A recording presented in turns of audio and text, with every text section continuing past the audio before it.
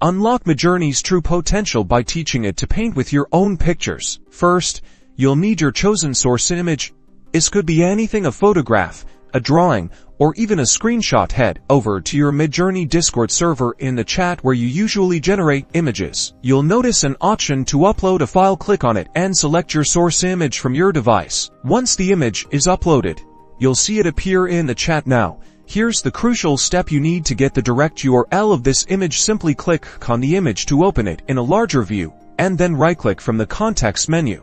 Select Copy Image Address or Copy Image Link. Now, let's craft your prompt. You'll start by pasting the image URL you just copied directly into the Midjourney prompt bar. This URL is the magic ingredient that tells Midjourney to use your image as a reference. Following the image URL, you'll add your descriptive text. Think of this as telling Midjourney what you want it to do with your source image. Do you want to alter the style, change the subject, blend it with something new?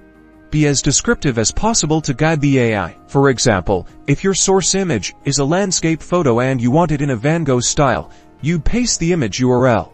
Then type a vibrant landscape in the style of Van Gogh. Midjourney will then interpret your text and the visual cues from your uploaded image to create entirely new artworks.